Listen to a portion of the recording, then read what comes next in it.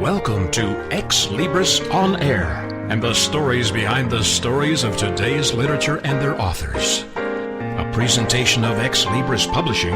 Host Steve Jorgensen connects with the writer to share the vision and inspiration behind their works.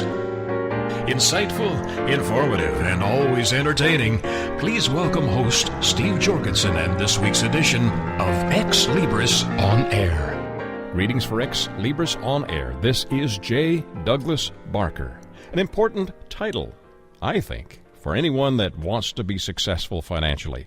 The title is An Average Joe's Pursuit for Financial Freedom. Changed Perception of Money. And our author who joins me from the Houston area in Texas is Michael Warren Munsey. Welcome, sir, to the program. Thank you, Jay. This is a complex topic. How did you approach it, and why did you decide to write this particular book? Well, I decided to write it because I have two young boys, and we moved away from our family, and I want them to understand some of the decisions on why I moved away from my family. I grew up in Illinois, and I moved down to Texas to earn a living, and I've had a little bit of success, and I want them to understand some of the decision points that I've made, some of the background, and I want them to understand my way of thinking, and the best way to communicate that is through a book. What is your current position in addition to being an author? Well, I work in the oil industry, and I am in the process of starting up a new oil company. I participated in a company that just monetized, so I'm in the process of starting up a new company. I guess the question I had, and the reason I asked that question, was how you became proficient at understanding financial complexities. Well, I obtained my MBA from Rice University in 2007, and I read a book called Rich Dad, Poor Dad. And at that time, my company was in the process of going through a restructuring. And anytime a company goes through restructuring, the question comes up, are you going to get laid off?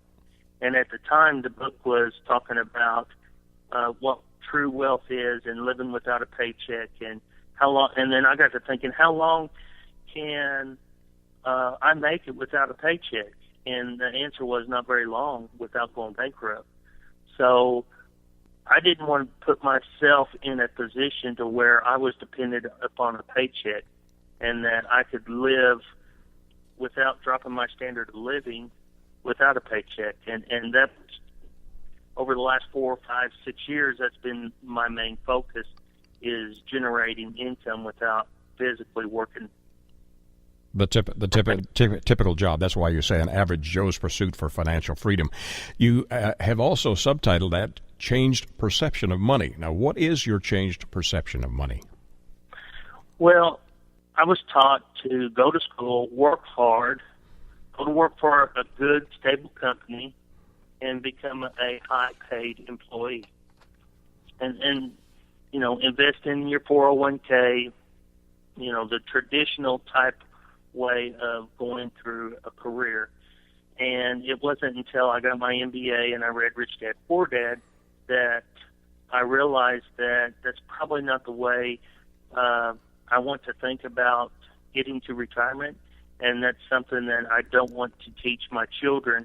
I want to teach them a different way from what the norm is in terms of being successful. And climbing the corporate ladder at one time was my definition of success, and that's not necessarily my definition for success. It's being able to live at the standard of living that I choose to live for my family without working for a paycheck. That's my definition of success. Would you describe your book as an investor's guide, or would you describe it as a lifestyle change? You know, I hate to say that it's a lifestyle change, because I don't think anybody should lower their standard of living in order to be financially free. I think everybody should live at the standard of living that they desire. Everyone should search for ways to generate income to where they can live comfortably.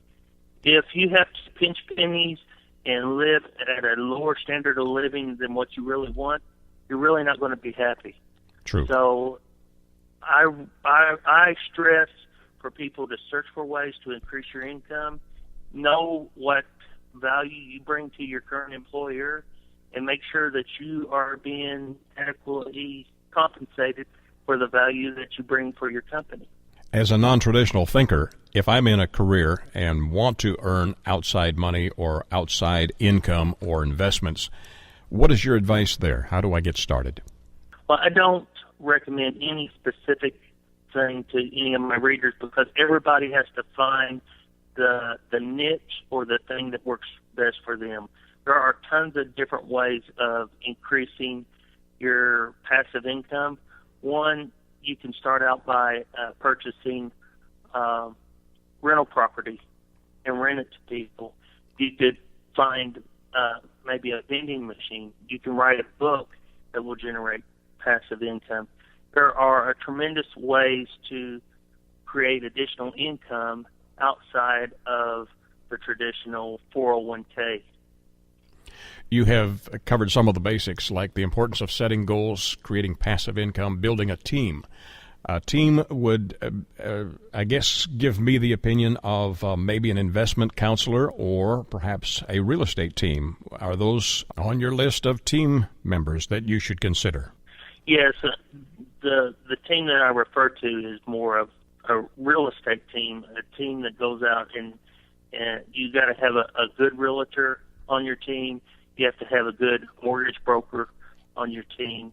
You have to have an inspector that goes and inspects all your houses that you can trust.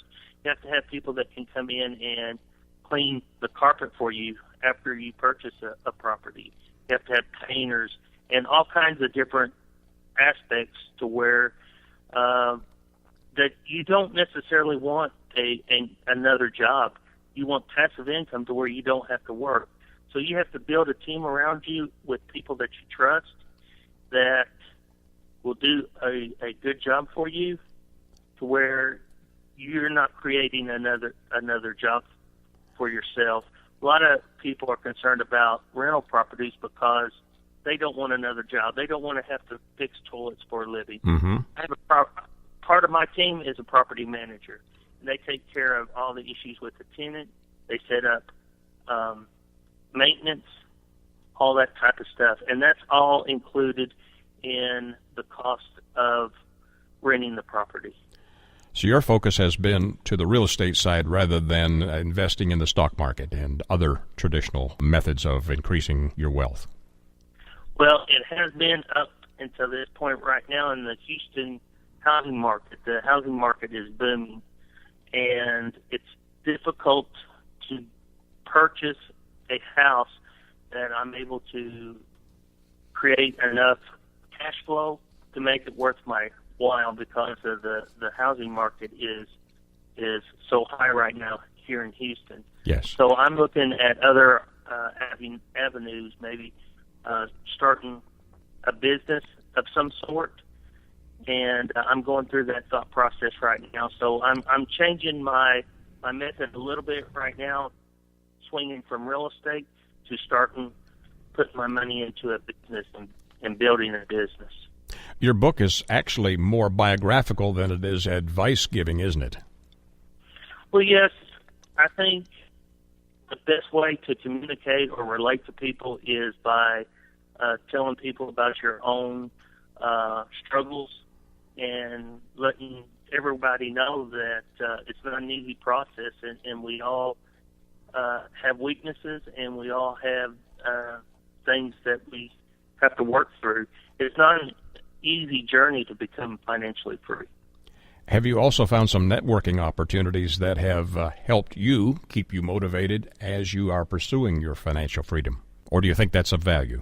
Well, I think networking is very important in any business that you do. The more networking that you do, the better context, the more opportunities that you're going to find. Michael, as you began writing your book, who was your target audience? Who did you think would benefit most from reading your book? The target market is primarily young adults because they're the ones that are still developing their thought processes. But it's good for anybody trying to get to retirement. Even though there's a lot of simple concepts within the book, it's always to have good reminders, good refreshers, just in case maybe somebody is getting off track. It's always good to have a fresh perspective. And how long did it take you to complete this, Michael? It took me about 4 months to complete it or write it, and then probably another 5 months to get it published. The book is a very short book. It's just over 100 pages. I tried to keep it short and packed with a lot of content because everybody's life is busy, and we don't have time to sit down and read a 300 or 400 page book. Right. I try to keep all my chapters real short and to the point, to where somebody with a family and a workload can sit down for 15 minutes, get through a chapter, and go on with their life. And hopefully the book will relate to them in one way or form. Describe for my listeners, in a short overview, how you would describe an average Joe's pursuit for financial freedom, the book.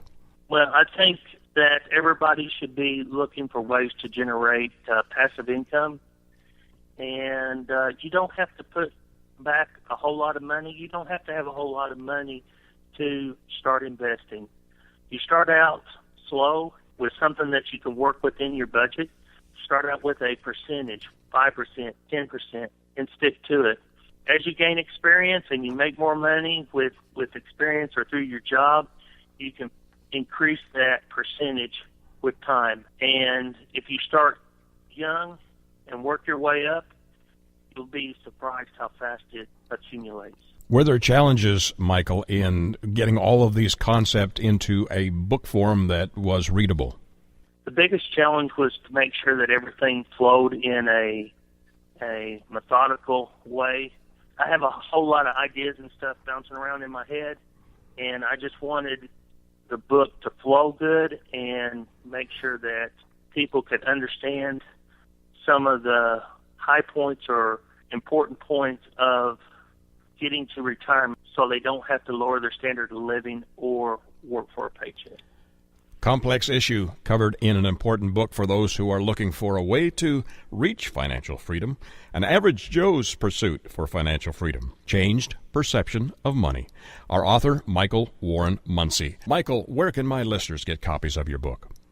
The book can be found on Amazon.com, BarnesandNoble.com. I have a website, FreeAverageJoe.com. You can also follow me on Twitter at FreeAverageJoe. And I am very active with my Twitter followers. Fantastic. Thank you for sharing the background story into this particular book, An Average Joe's Pursuit for Financial Freedom, Changed Perception of Money. Michael Warren Munsey has been my guest. Thank you, Michael, for joining me today. Thank you, and I appreciate the time. For Xlibris On Air, this is J. Douglas Barker. Join Steve Jorgensen next week at the same time as he explores the passion and the inspiration behind the works of today's authors.